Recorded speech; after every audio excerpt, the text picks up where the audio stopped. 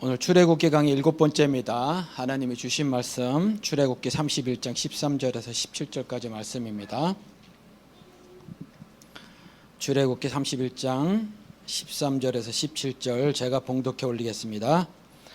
너는 이스라엘 자손에게 말하여 이르기를 너희는 나의 안식일을 지키라. 이는 나와 너희 사이에 너희 대대의 표징이니 나는 너희를 거룩하게 하는 여호와인 줄 너희가 알게 함이라. 너희는 안식일을 지킬지니 이는 너희에게 거룩한 날이 됨이니라. 그날을 더럽히는 자는 모두 죽일지며 그날에 일하는 자는 모두 그 백성 중에서 그 생명이 끊어지리라. 엿새 동안은 일할 것이나 일곱째 날은 큰 안식일이니 여호와께 거룩한 것이라. 안식일에 일하는 자는 누구든지 반드시 죽일지니라. 이같이 이스라엘 자손이 안식일을 지켜서 그곳으로 대대로 영원한 언약을 삼을 것이니 이는 나와 이스라엘 자손 사이에 영원한 표징이며 나 여호와가 엿새 동안에 천지를 창조하고 일곱째 날에 일을 마치고 쉬었음이니라 하라. 아멘. 오늘은 시내산에서 역사 계속입니다. 나와 너희의 표징이니 라는 제목으로 함께 은혜를 나누시도록 하겠습니다. 전에 어떤 장로님께서 이런 말씀을 하신 적이 있는데 제가 들은 거예요, 직접. 여러분들도 아마 이런 말씀을 들어보셨을지 모르겠습니다. 이 장로님이 교회에서 신실하게 생활을 잘 하셨나 봐요. 그래서 일찍 장로가 되셨어요. 우리 보통 지금 그렇게 하지 말아야 되는데 계급처럼 있잖아요. 그래서 보통 아직 안수 집사에 있을 그 나이에 이미 이제 장로가 되셔서 되신 분인데 이분이 저에게 이렇게 말을 하신 적이 있어요. 성경 공부를 하다가 이제 끝나고 이런저런 말씀을 하시다가 무슨 말씀하셨냐면 11조를 당신께서 11조를 첨부를 낼 수 있도록 하나님께 기도하고 있다. 이렇게 말을 하는 겁니다. 여러분들 들어보셨죠? 이런 말들 이전에 들어보셨을 거예요. 굉장히 신실해 보여요. 그렇죠? 듣기로는. 그런데 지금이야 한 달 만불 수입이 흔한 일이지만 이전에 한 달 만불이면 부자였었거든요. 정말 부자였었어요. 그런데 11조로 1000불이면 한 달 수입이 만불 되게 해주세요 이거잖아요. 근데 이전에 정말 이렇게 기도를 드리신 분들이 계세요. 정말 많죠. 그리고 그걸 가르쳤어요. 교회에서 그렇게 가르쳤는데 이건 헌금이 투자금이 되는 거죠. 그렇죠? 헌금이 투자금이 되는 거예요. 또 이 세상에는 잘 그렇게 정해졌어도 법이 있어도 그렇게 안 되는 경우가 있기는 하지만 우리나라도 한 얘기는 해요. 입법, 사법, 행정 이런 거 있죠. 상권 분립이 있죠. 이건 어느 한 권력이 권력을 독점하지 못하게 하기 위해서 입법, 사법, 행정, 상권 분립을 한단 말이죠. 그런데 교회는 이런 견제 장치가 없죠. 그렇죠? 없습니다. 교회는. 주의 종은 하나님이 다스리게 하신다. 이런 믿음이 있거든요. 이게 성경에 없는 건데. 그렇죠? 이 믿음이 어디서 발생했는지 모르겠는데 아무튼 이런 믿음이 있어요. 맹목적인 믿음이에요. 그렇죠? 블라인드 페이스라고 하는 거. 그냥 무조건 믿어버리는 거죠. 성경에 제가 누누이 말씀을 드렸지만 이런 맹목적인 거, 소경신앙 하나님께서 누누이 경고하고 계시니까 무조건 믿는 거, 일단 한번 믿어보는 거, 이건 신앙이 아니에요. 그러니까 그런 거, 주의 종은 하나님이 다스리게 하신다라는 이런 얼토당토하는 걸 믿음으로 가졌더니 요즘에 정말 그런 일들이 많이 생기잖아요. 교회 목사나 일부 교회 권력자들이 교회 재산을 마음대로 유용하게 하고 하는 그런 결과를 낳잖아요. 우리 성경에서는 그리고 우리 신자들은 입으로 뭐라고 말하면 세상은 어두움이고 우리 교회는 예수를 빛으로 오신 메시아라고 믿는 그런 사람들이라고 생각을 하잖아요. 그런데 어떻게 세상에는 그렇게 대명천지로 사는데 교회는 어둠으로 사는지 모르겠어요. 그렇죠? 다 숨기고 가리고 그러고 산단 말이죠. 몰라요. 모른다는 거죠. 도대체 몇몇이 다 그렇게 교회를 좌지우지하니까 교회 건물이 좀 비싸요. 그거 팔아먹을 수도 있고 그렇죠? 그런 일이 막 벌어지는 거예요. 세상에서는 입법, 사법, 행정 이렇게 딱딱 해놓고 서로 견제하게 하고 말이죠. 감사원이라는 것도 두고 뭐 속이나 안 속이나, 심지어 뭐 세상에 예를 들어서 정부 기관도 아니고 정부 기관뿐만이 아니라 또 공기업이라는 거 있잖아요. 뭐 정부 투자 반, 또 개인이 반, 뭐 이런 것들도 있고 그러잖아요. 포항제철 같이 뭐 수정공사 뭐 이런 거, 뭐 그런 것뿐만이 아니라 실제로 사기업들조차도 나라 법에 따라서 세금을 잘 내고 있는지 아닌지, 아니면 분식회계를 하고 있는지 아닌지, 뭐 이런 것도 조사하거든요. 교회는 안 해요. 교회가 더 어둡죠. 세상이 어두운 게 아니라 교회가 더 어두워요. 이게 맹목적 믿음이 가져온 참상이죠. 그렇죠? 여러분들 성경은 비밀이다라고 성경에 쓰여져 있는 걸 여러 차례 말씀을 드렸어요. 이 하나님 말씀은 비밀이다 이렇게 많이 말을 해놓고 있는데 그 말씀을 제가 여러 차례 드렸다는 거죠. 그런데 이 비밀은 비밀인데 공개된 비밀이에요. 누구나 열람이 가능하고 누구나 비밀을 푸는 열쇠를 가질 수 있도록 그렇게 해놓은 비밀이에요. 그 다음에 많은 경우가 그 비밀을 스스로 풀고 또 그 비밀에 대해서 이 성경은요 스스로 친절한 설명을 더 해놓고 있기도 하단 말이죠. 그렇죠? 비밀을 말해놓고 그 다음에 그 비밀을 푸는 설명까지 다 해놓고 있어요. 그럼에도 불구하고 그 비밀에 대해서 너무 몰라서 이렇게 괴상망측한 신앙이 만들어지는 겁니다. 비밀을 풀지 못해서 비밀을 알지 못하는 경우는 생각해 보니까 뭐 딱 맞는지 모르지만 제가 생각해 보니까 대개 두 가지 이유예요. 하나는 비밀을 알기를 원하지 않습니다. 그러니까 성경에 관심이 없는 거. 이게 무슨 뜻인지 그냥 관심이 없어요. 관심이 없어서 비밀을 알기를 원치 않거나 아니면 비밀인지를 모르고 말이죠. 이 성경이 비밀이라고 말해놨는데 비밀인지를 모르고 그냥 세상 가르침인 줄 아는 거예요. 바리새인들처럼. 그렇죠? 그냥 그렇게 아는 거예요. 오늘 본문에서는 안식일의 비밀에 대해서 말씀을 하고 있습니다. 비밀인데 다 해제된 비밀이에요. 13절에 가서 보면 오늘 본문 말씀 13절에 가서 보면 너는 이스라엘 자손에게 말하여 이르기를 너희는 나의 안식일을 지키라. 이는 나와 너희 사이에 너희 대대의 표징이니 나는 너희를 거룩하게 하는 여호와인 줄을 너희가 알게 함이라. 이 말씀의 비밀을 한번 풀어보세요. 뭐죠? 안식일에 대해서 뭐라고 말하고 있습니까? 안식일은 표징이라고 말하고 있죠. 사인. 그렇죠.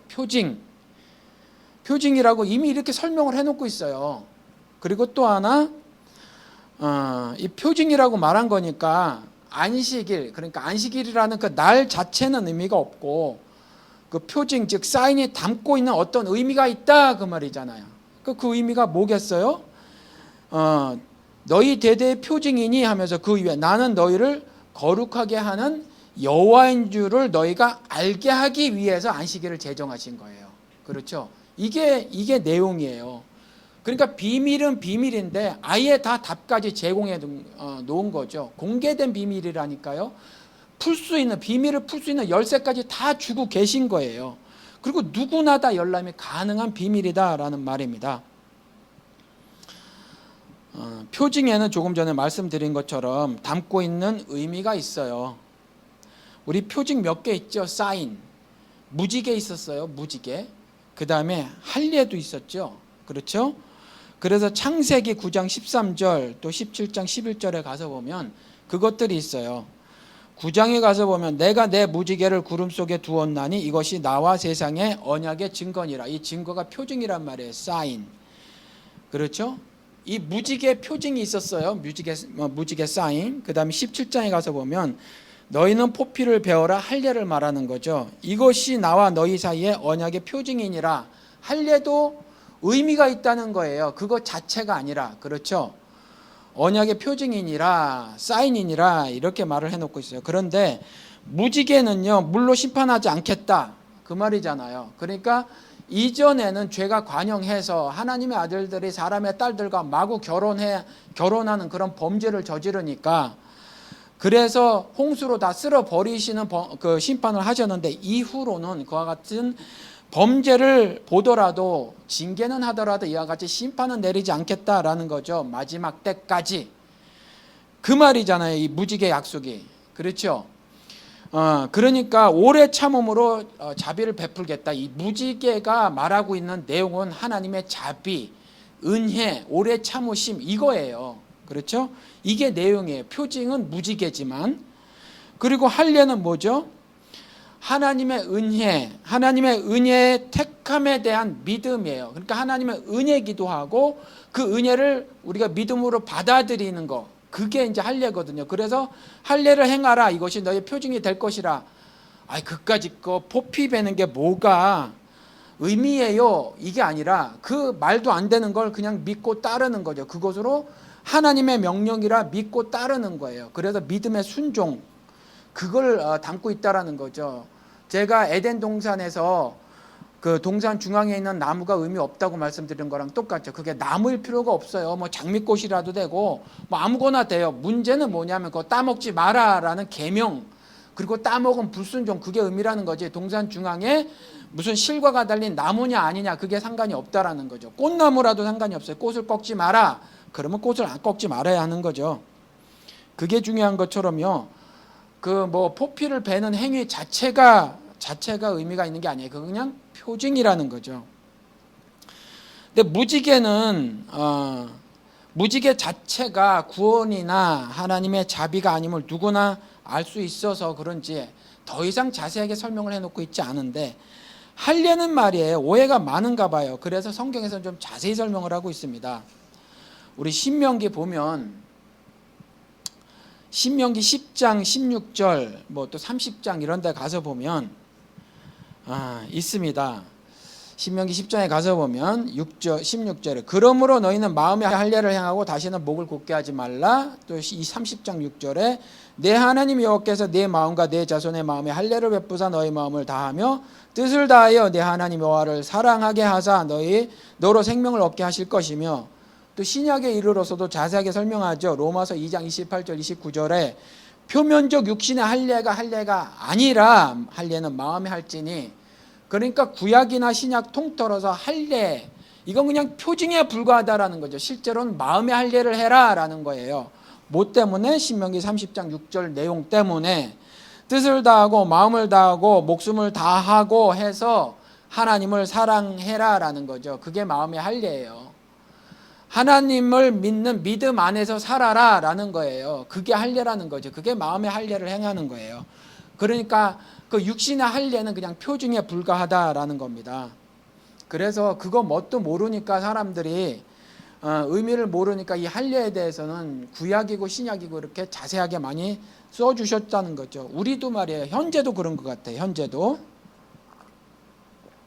현재도 보면 육신적 할례라고 믿는 사람들이 어떤 신앙을 보이고 있냐 하면 경건의 모양만 잔뜩 쌓는 사람들 있잖아요. 그 사람들이 육신의 할례라고 믿는 거랑 동일한 거예요. 경건의 모양만 있는 사람들은 성령의 능력이 나타나지 않죠. 위선적인 신앙생활을 해서 그래요. 외식적인 신앙생활. 상황에 따라서 이리 흔들거리고 저리 비틀거리는 그런 신앙이죠. 그러니까 그럴 때마다 신앙도 맘대로 해석해서 상황에 맞춰서 이해하고 형편에 따라서 적용을 하죠. 그러니까 성령의 능력이 나타나지 않는 거예요. 즉 성령의 인도하심 따라서 예를 들어서 그리스도를 위해서 죽음도 유익함이다 이런 신앙보다는 내가 우선 살고 그 다음에 산 이후에 그리스도를 위하자. 지금 다 그렇잖아요. 거꾸로잖아요. 내가 그리스도를 위해서 죽음도 유익함이라 이런 고백이 어디 있어요? 실제 삶에서 나 먼저잖아요. 잠 먼저고 그 다음에 가정 먼저고 뭐 다 그냥 내 육신적인 삶에 그거부터 먼저라는 거죠. 하나님 먼저가 없어요. 그렇죠? 그렇게 해서 하는 거예요. 이런 비성경적인 신앙이 생겨버리는 거죠. 그리스도를 위해서 죽음도 유익하다라는 신앙적 고백을 하고 사는 사람들이 현대 기독교인 중에 얼마나 되겠습니까? 그런데 그거 말씀하시는 거잖아요. 그리고 성령의 인도하심 따라 살면 하늘 거룩함이 내 삶의 증거로 나타내는 건데 세상 거룩함만 나타나요. 그러니까 도덕적 변화만 있는 거죠. 그죠? 뒷담화 좀 덜 까고 그런 거예요. 그냥 그 정도. 뒤에서 남흉 좀 덜 보고 교회에서 봉사 조금 더 하는 뭐 요 정도 변화예요. 그냥 요 정도 변화. 그러니까 하늘 거룩함은 안 나타나고 세상 거룩함만 나타나는 거예요. 그거 말했잖아요. 예수님이 그 바리새인의 도덕 다 형편없다. 그거 다 아니다. 하나님을 반역하는 것이다. 이렇게 말해놓고 있잖아요.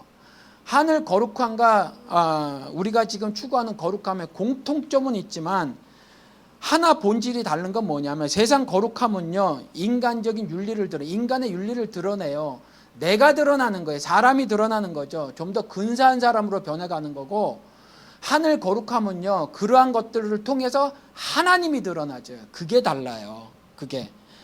그러니까 이와 같이 경건의 모양만 있는 거는요, 경건의 모양만 있는 그런 신앙생활은 세상 거룩함이 드러나요. 세상 거룩함. 그런데 육신적 할례라고 생각하지 않고 마음의 할례가 진짜 할례라고 생각하는 사람들은 하늘 거룩함이 드러나죠. 하나님의 영광이 그 삶을 통해서 나타나는 거예요. 이것도 육체 할례의 결과예요. 육체 할례를 할례라고 믿는. 그렇죠.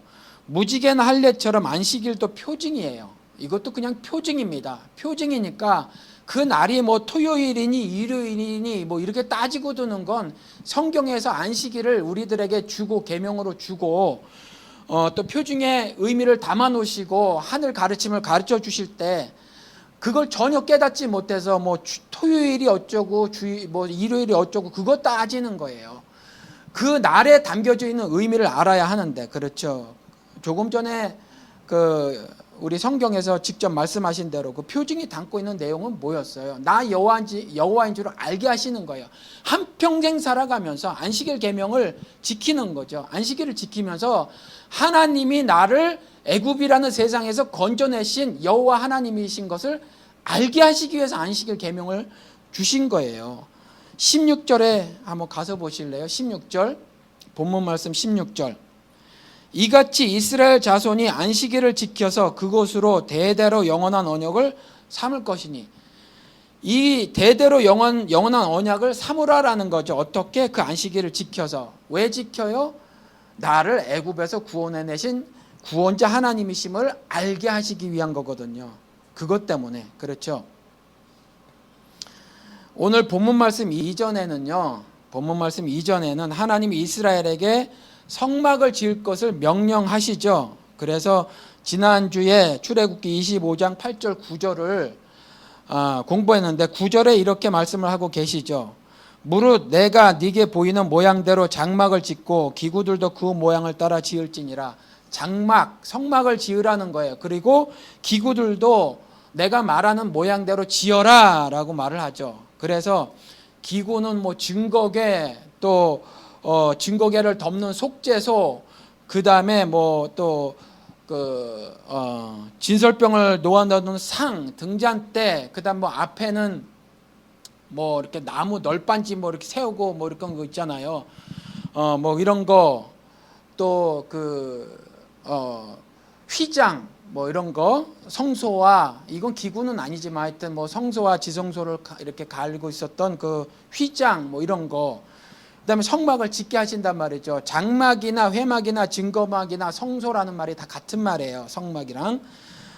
그러니까 아무튼 이 성막 지을 때 조금 전에 말씀드린 휘장도 있었고, 아무튼 이런 거 지라고 했거든요. 이런 것도 만들고 이런 것도 져라. 이걸 굉장히 길게 말씀하셔요. 길게. 그리고 또 특별히 금으로 장식해라, 금으로 장식해라, 금으로 장식해라, 이렇게 말씀을 하십니다.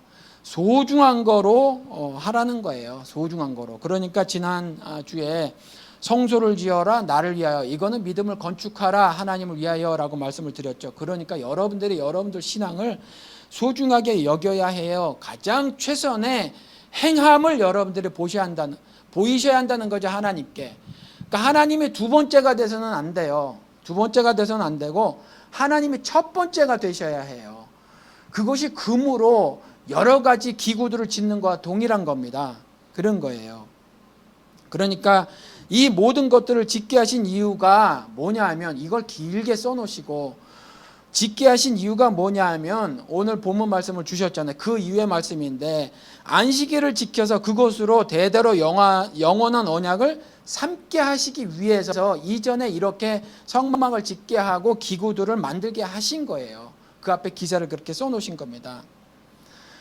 그러니까 안식일은 표징이고 그 표징이 담고 있는 의미, 즉 하나님이 자신의 백성과 안식, 즉 구원의 영원한 언약을 하나님이 백성에게 해주시고, 그 다음에 그 백성들은요 믿음으로 그 안식일을 지키는 거죠. 그래서 그 언약을 다시 한번 재확인하는 거예요. 자꾸. 그리고 그 언약을요 대대로, 우리 지금 신기 형제님처럼 대대로 그 언약을 물려주는 거예요. 그렇죠? 그 언약으로 살아가게 하시려는 거죠. 그 의미로 안식일을 지켜라 라고 하면서 안식일 표징을 주신 거예요.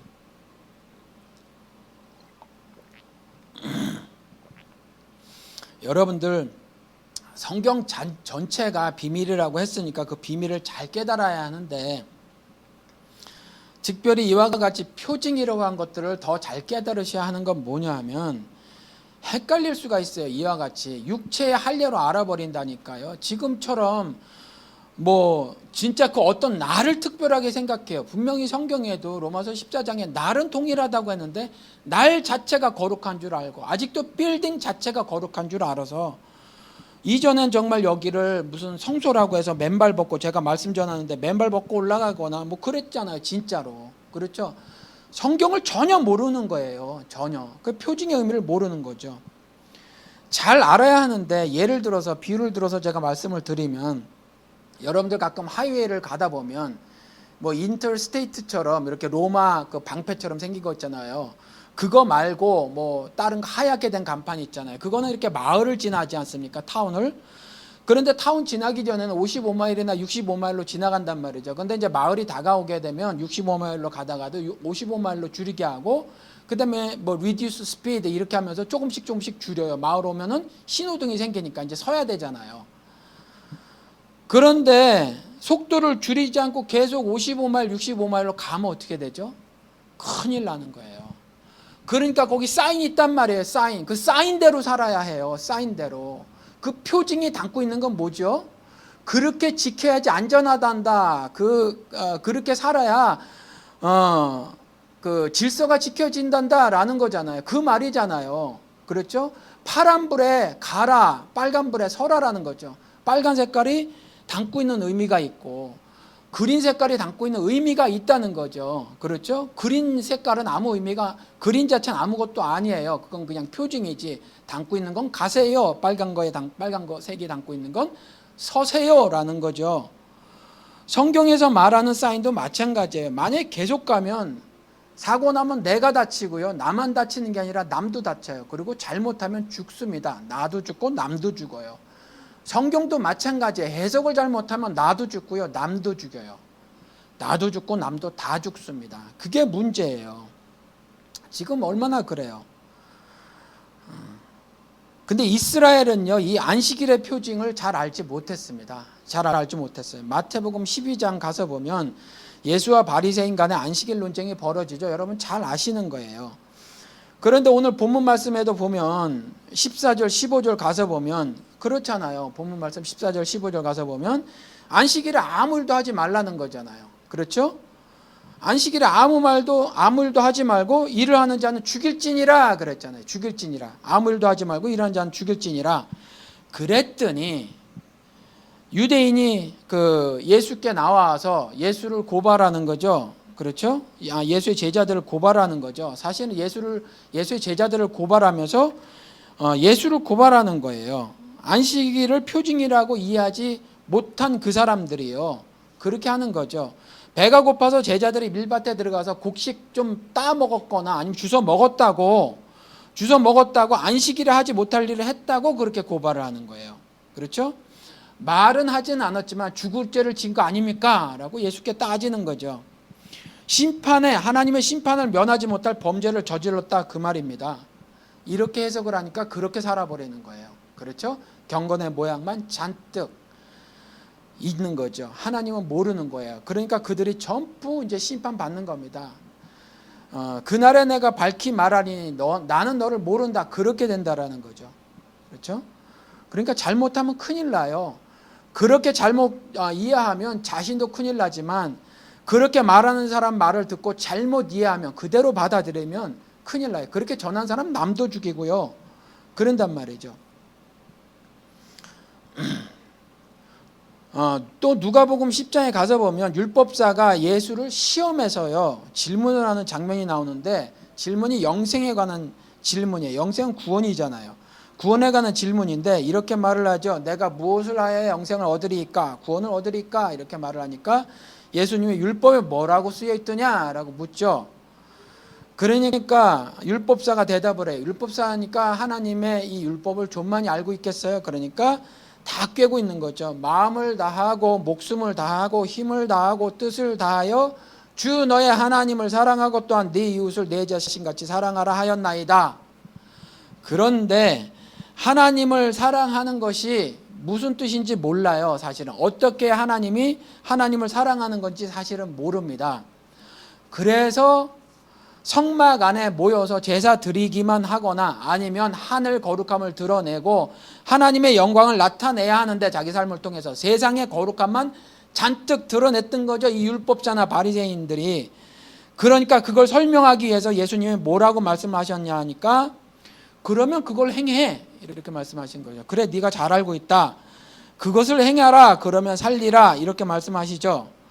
그런데 이 율법사가요, 하나님을 사랑하는 건 자기처럼 하면 된다, 이렇게 생각을 했어요. 자기처럼 열심히 도덕적으로 사는 것, 계명대로 사는 것, 그렇게 율법적으로 살면 되는 것이다, 하나님을 사랑하는 것이다 라고 생각을 했는데, 이웃을 사랑하는 건 이해가 안 됐어요. 이웃을 사랑하는 거. 그러니까 그러면 네 이웃이 누구니까, 이렇게 물어봐요. 내 이웃이 누구니까. 그럴 때 예수님이 말씀을 하시는 거예요. 선한 사마리아인 이야기를 하시는 겁니다.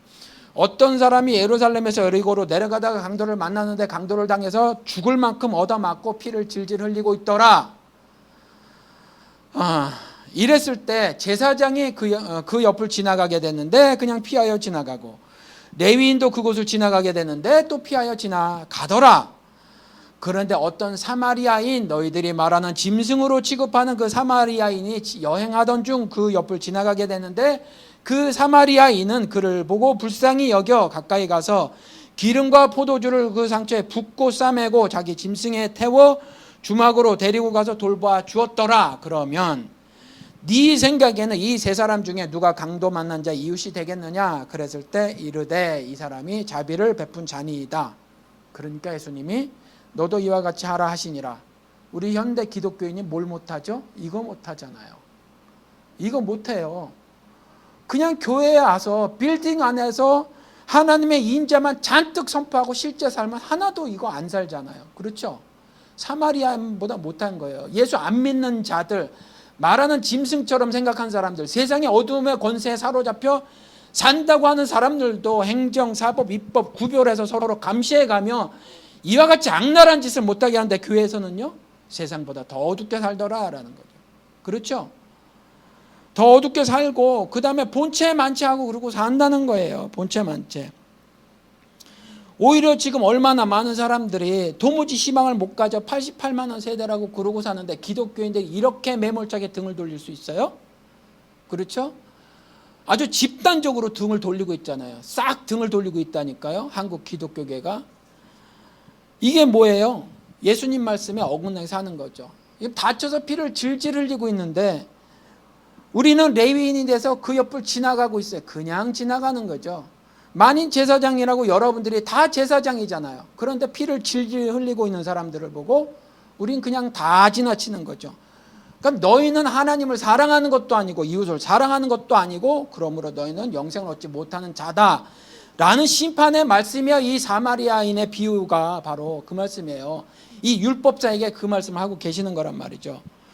그러니 너도 이와 같이 하라라는 거예요. 이걸 실천하지 못하고 사는 사람들은 하나님의 계명을 잘 모르고 사는 사람일 가능성이 굉장히 높아요. 안식일을 지키는 것은 이와 같이 예수께서 이와 같이 하라 하신 말씀대로 사는 것을 말해요. 그렇죠? 다시 말씀을 드릴게요. 안식일을 지키는 것은 예수님께서 지금 이렇게 말씀하시는 것처럼 이와 같이 하라라는 말씀을 지키며 사는 것을 안식일을 지키며 사는 거예요. 그걸 말하는 겁니다. 뭐 여러 가지 하나님의 계명이 있죠. 그 뜻을 잘 알아야 하는데, 오늘은 한번 돈에 대해서 우리 교회에 갖고 오는 헌금 뭐 이런 거에 대해서 한번 공부를 해보도록 하겠습니다. 여러 가지가 있겠지만 한번 돈에 대해서 하도 예민한 부분이니까 여러분들 돈에 대해서 어떤 신앙을 가져야 하는지를 한번 말씀을 드려보도록 하겠습니다. 속전 있잖아요. atonement money라고 하는 거. 그러니까 대속에 대한 어떤 돈 있잖아요. 제사를 드릴 때 속전을 가져왔단 말이죠. 속전을 가져왔는데 출애굽기 30장 15절 16절에 가서 보면 너희의 생명을 대속하기 위하여 여호와께 드릴 때에 부자라고 반세겔에서 더 내지 말고 가난한 자라고 덜 내지 말지며 너는 이스라엘 자손에게서 속전을 취하여 회막 봉사했으라. 이것이 여호와 앞에서 이스라엘 자손의 기념이 되어서 너희의 생명을 대속하리라. 이게 신약 말씀이 아니에요. 분명히 구약 말씀입니다. 구약 말씀이에요. 하나하나 좀 공부를 해보도록 하겠습니다. 이 말씀 부자라고 더 내지 말고 더 내지 말랍니다. 속전, 지금은 이 속전이 없어요. 구약의 속전이에요. 더 내지 말고, 그러니까 우리 지금 신약 때 드리는 헌금은 이 속전의 의미가 하나도 없어요. 부자라고 더 내지 말며. 그런데 우리가 자꾸 착각하는 경우가 있어요. 하나님의 일을 할 때도 뭐 돈이 있어야 한다면서 자꾸 돈 가지고 교회 뭐 그런 뭐라고 말해야 됩니까? 참 설명하기도 힘든데 뭐 아무튼 분명한 건 하나님은요, 여러분들이 물질을 얼마 내는가에 관심이 없어요. 물질을 얼마 내는가는 요만큼도 관심이 없어요. 그리고 하나님은요, 사람의 물질로 일을 하시는 게 아니에요. 전혀. 하나님께, 그러니까 여러분들 현재 우리가 드리는 거는요, 하나님께 바치는 게 아니에요. 절대로. 뭐 우리 세상에 말 있잖아요. 뭐 못 먹은 귀신이 있다는 등, 뭐 먹고 죽은 귀신은 때깔도 좋다는 등. 하나님의 못 먹어 죽은 귀신이 붙은 것도 아니고 여러분들 돈을 요구하시는 분이 아니라는 거죠. 절대로. 그렇죠? 그러니까 뭐 더 내고 하는 것에 여러분들 관심이 없어요. 또 덜 내지 말면 물질로 인해서 신앙이 위축될 필요도 없어요. 그런데 이 말은 사실은 속전이니까 뭐냐면 죄를 용서받기 위해서 나오는 거거든요. 그런데 속전 가지고 나오라는 거예요. 입만 딸랑 가지고 나오지 말라라는 거예요. 여러분들의 마음을 가지고 나오라는 거예요. 이 돈이. 그렇죠. 마음이 있는 곳에 물질이 있다는 거잖아요. 그러니 적어도 내가 너희들에게 베푼 그것 중에 일부는 떼 가지고 나와라 라는 말이에요. 그렇죠. 입만 가지고 나오지 말고 나는 잘못했어요. 하나님 용서해 주세요. 이건 안 된다는 거죠. 실제로 어떤 행함을 하라는 거죠. 속전이니까. 그러니까 죄를 용서받기 위해서 나오는 건데 이게 마음을 담아서 내는 거니까, 그렇죠? 내는 거란 말이죠. 그러니까 11조도 제가 말씀을 드렸지만 10%라는 것이 뭐 하나님이 필요해서 돈을 거두시는 게 아니에요. 여러분들 돈을 거두시는 게 절대로. 주시는 이가 하나님이시니까 거두시는, 내가 거두는 소출, 그게 하나님께로부터 왔도다라는 신앙 고백을 하는 거예요. 그게. 그렇죠? 그러니까 속전을 드리는 것도 돈을 내는 거지만 돈이 아니라 마음을 내는 거예요. 믿음을 보이는 거죠. 그러니까 속전이니까 다 똑같아요. 부자든 가난한 사람이든지 똑같은 거예요. 하나님 보시기에. 그렇죠? 이 사람에게 속할 거, 저 사람에게 속할 거, 하나님의 주신 은혜, 그건 똑같다는 거죠. 네 죄나 다 똑같고 똑같은 분량이고 똑같은 분량의 은혜가 필요하다. 그래서 똑같이 반세겔씩 내라라는 거예요. 그렇죠? 그리고 또 하나, 그 속전을 취하여 뭐 했으라고요? 회막 봉사에 쓰라고 돼 있어요. 회막 봉사에. 그거 하늘로 올라가는 거 아니라는 거죠. 하나님이 취하시는 거 아니라는 거예요. 하늘 어디에 은행이 있어서 저축되는 게 결코 아니다라는 말이에요. 그렇죠? 그냥 회막 봉사에 쓰는 거예요. 신약의 마태복음에도 보면 6장 19절 20절에 가서 보면 너희를 위하여 보물을 땅에 쌓아두지 말라. 거기는 종과 동록이 해하며 도적이 구멍을 뚫고 도적질하느니라. 오직 너희를 위하여 보물을 하늘에 쌓아두라. 거기는 좀이나 동록이 해하지 못하며 도적이 구멍을 뚫지도 못하고 도적질도 못하느니라. 이 말씀 때문에 사람들이 자꾸 헌금을 하늘에 쌓는다 이렇게 생각을 해요. 그런데 구약서부터 신약까지 하나님은 여러분들에게 돈을 요구하신 적이 절대 없어요. 너희들이 성막을 운영해 나가고 교회를 운영해 나가기 위해서 필요하니까 거기에 써라라는 거예요. 여러분들 이 온 우주 만물의 주인이 누구신데 여러분들 주머니를 터시겠어요. 그렇죠? 그러니까 조금 전에 말씀드린 것처럼 어느 장로님 고백처럼 이거 하나님께 받지만 하나님이 따따블로 갚아주실 것이다. 하나님이 채워주신다. 이런 거 신앙 아니라는 거죠. 그렇죠? 헌금을 하늘에 쌓는다. 그렇게 믿어가지고 말이죠. 그렇게 생각을 하는데 이 말씀이요. 이게 지금 읽어드린 게 마태복음 6장 19절에서 20절인데 그 이후에 21절부터 33절까지 말씀 이어지는 말씀을 보면 우리가 쉽게 알 수 있어요. 내 보물이 있는 그곳에 내 마음도 있다 이렇게 말을 해놓고 또 24절에 한 사람이 두 주인을 섬기지 못할 것인데 너희가 하나님과 재물을 겸하여 섬기지 못한다. 그리고 25절에 그러므로 내가 너희에게 이르노니 목숨을 위하여 무엇을 먹을까 무엇을 마실까 몸을 위하여 무엇을 입을까 염려하지 말라. 그리고 33절에 너희는 먼저 그의 나라와 그의 의를 구하라. 그리하면 이 모든 것을 너희에게 더하시리라. 그러니까 땅에 보물을 쌓아두지 마라. 이건 뭐예요? 땅에 보물을 쌓아두지 말라는 말은 목숨을 위하여 무엇을 먹을까 무엇을 마실까 몸을 위하여 무엇을 입을까 염려하지 마라 그 말이에요. 이해가 되십니까? 그거 염려해가지고 자꾸 내가 계획하고 뭐 해서 그렇게 인생 살지 마라 그 말이에요. 땅에 그게 보물을 쌓는 거예요. 그게. 그러니까 돈벌이의 시간이고 마음이고 다 뺏기고 살지 말라라는 거예요. 그렇죠? 내가 먹고 사는 일에 그게 100만 불을 벌든 단돈 1000불을 벌든지 간에 그것 때문에 인생 다 저당 잡히듯 살지 말아라. 신앙생활 해 끼칠 만큼 그렇게 살지 말아라. 그것이 땅에 보물을 쌓는 일이다라는 말이에요. 그렇죠? 그거 하지 말아라는 거예요. 그러니까 너희는 그의 나라와 의를 먼저 구하라. 이건 구별되게 살으라는 말이에요. 구별되게. 하늘에 쌓아라 그 말이 이렇게 구별되게 살아라는 거예요. 삶의 우선순위에 하나님이 가장 먼저 해야 한다 그 말이죠. 그러니까 근심과 염려함으로 내가 열심히 내 방책 세우고 사는 것으로 인생 문제가 귀결되어서는 안 된다라는 말씀을 해주시는 거죠. 그런데 우리가 자꾸 그렇게 살아요. 사회 안전망을 자꾸 구축하고 사는 거죠. 그렇게 살아도 사실은 히브리서 9장 27절처럼요. 한 번 죽는 것은 정한 이치라는 거죠. 그렇죠? 땅에 보물을 쌓아두고 사는 것에 매몰되면요. 매몰되지 말고 보물을 하늘에 쌓아두고 살라라는 거예요. 이 말이 하늘의 소망을 두고 살아라. 하늘 소망을 품고 살아라. 그 말이에요. 그러니까 이 모든 것을 너에게 더하시리라. 그의 나라와 그의 일을 구하라. 하나님을 신뢰하고 살아라. 온 우주 만물을 지으신 하나님께서 먹고 마시고 입고 하는 그런 문제 이미 다 해결해 놓으셨다라는 거예요. 그런데 왜 이렇게 힘들어요? 사람이 악랄한 법제도 장치를 만들고 세상 임금들이 괴롭히는데 내가 힘이 약해서 그거 당하는 거예요. 그렇지만 하나님이 우리의 왕이시라고 고백하면 그러한 세상 바로 앞에서도 여러분들이 당당해지시기 바랍니다. 그러면 여러분들의 살림살이 절대로 세상 임금이 바로에게 호락호락 안 넘겨주신단 말이에요. 하나님께서. 그렇죠? 참고로 말씀을 드리면 이와 같이 이 모든 것을 너에게 더하시리라. 이 말씀 여지까지 그렇게 해석을 하고 살으셨다는 거죠. 내가 원하는 것을 기도하며 응답하셔서 들어주실 것이다. 가난해서 건져내 주실 것이다. 장사가 잘되게 해주실 것이다. 그래서 네 시작은 미약하나 네 나중은 창대하게 되리라. 이 말씀이 결코 아니라는 거죠.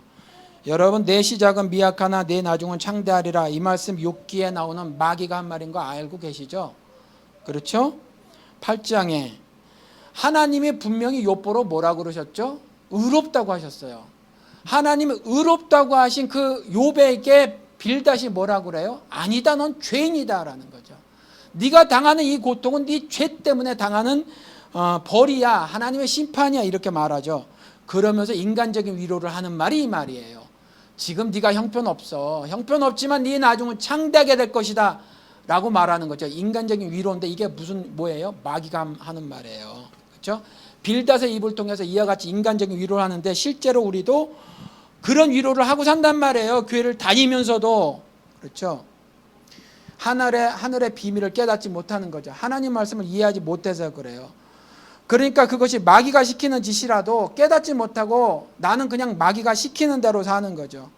교회에서 자꾸 그런 말 하잖아요. 무슨 안 좋은 일만 당하면 주변에서 집사님, 장로님, 심지어 목사님까지라도 뭐라고 말해요? 아이고 걱정하지 마, 하나님이 더 잘되게 하시려고 이러는 거야. 정말이에요? 아니란 말이에요, 여러분들.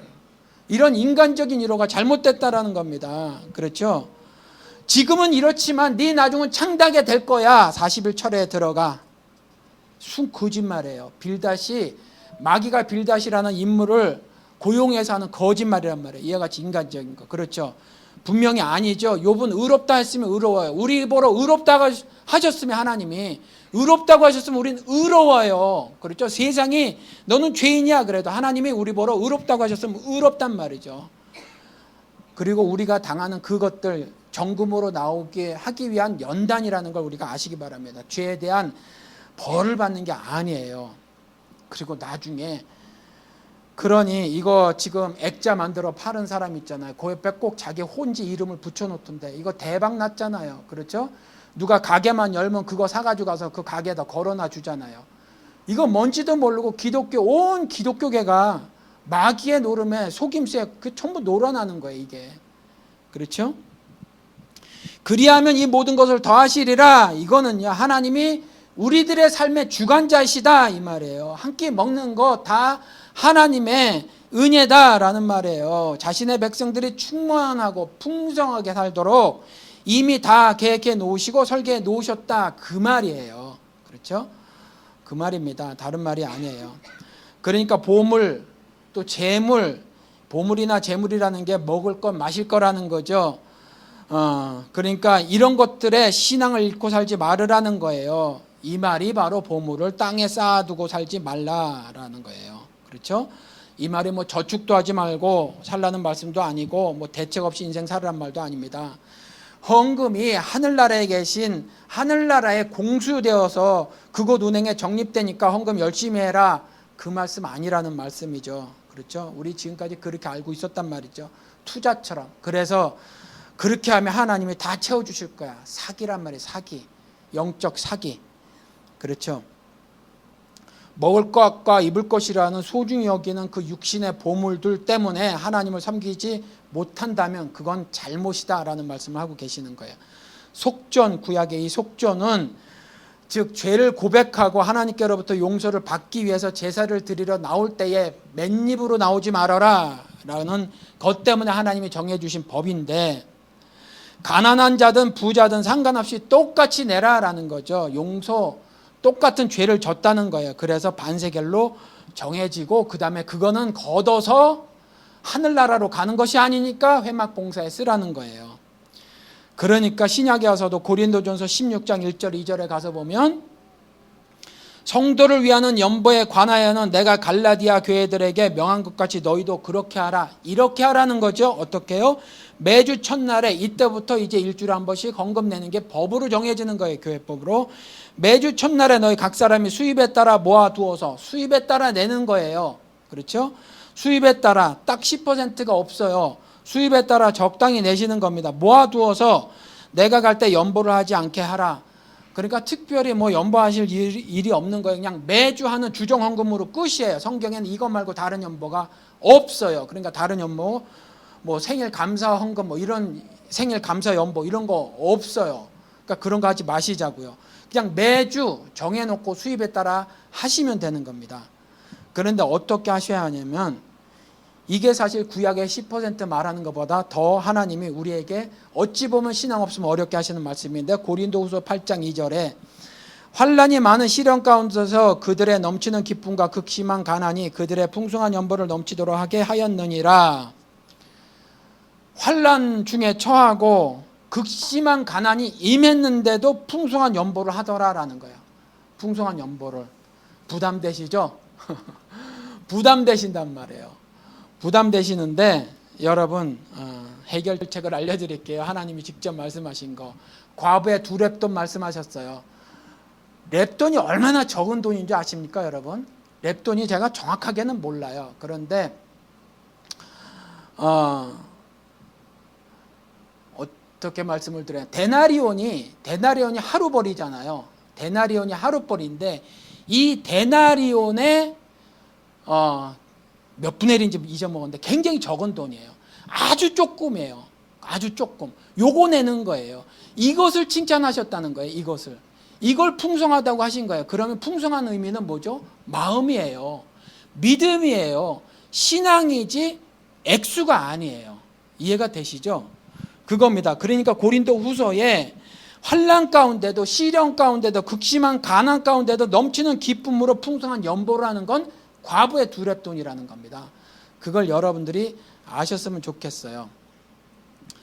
예수 믿는 거는 복 받은 사람들이 복 받고 사는 거예요. 복을 받은 사람이 매일같이 복 받고 사는 것이 예수 믿는 사람들의 살림입니다. 그런데 여러분들 세상 사람들은 교회를 볼 때에 어떻게 볼 것 같아요?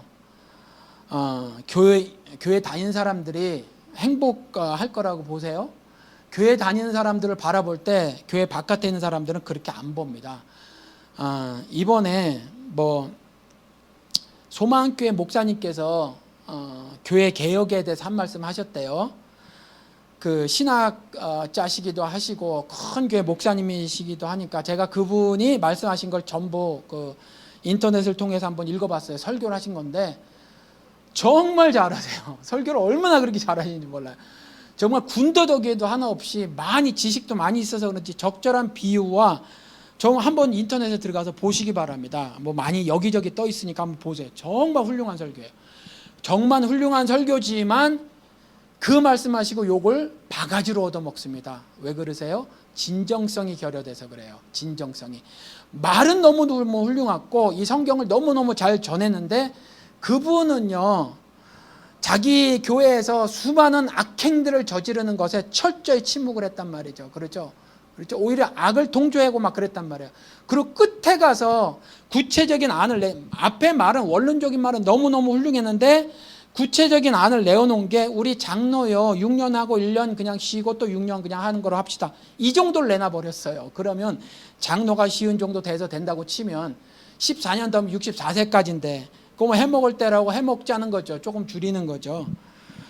그 정도를 아니라고 내놓으니까 앞에 게 다 무색해져 버리는 거예요. 아무튼지 그분이 설교할 때 그 앞에 설교의 내용을 보니까 기독교에 대해서 두 가지를 말씀하셨는데 그 중에 하나가 뭐냐면 매력적이지 않다는 거예요. 매력적이지 않다. 그러니까 세상 사람들이 보기에 교회 갈 매력이 없는 거예요. 전혀 없어요. 복 받고 사는 사람들, 기쁨에 넘쳐 사는 사람들로 안 보이는 거예요. 노래방 가는 것보다 재미가 없어 보여요. 전혀 구별됨이 없잖아요, 우리가. 그렇죠? 전혀 저들 속에 살면 하다못해 봉사활동하는 사람들 한국에 얼마나 많아요. 각각 지역마다. 차라리 거기에 조인할 망정 교회는 조인 안 한다는 거죠. 차라리 내 정신적인 만족감을 위해서 내가 좀 사회 봉사를 하기 위해서 사회에 내가 가진 것 공짜가 아니다. 제가 아는 분이 이번에 한국에 촛불 시위하는 사람들에게 우리는 광주 사람들에게 빚을 졌다고 하면서 여러 사람들에게 나눴대요. 의견을 나눴더니 10명에서 돈을 걷었는데 2,000불을 걷어서 한국으로 보내기로 결정을 했대요. 그러니까 우리도 빚을 지고 살았단 말이죠. 우리가 이렇게 마음대로 말할 수 있는 건 여러 사람들의 죽음의 희생 때문에 우리가 자유스럽게 말할 수 있는 거잖아요. 이런 건데 지금 교회는요.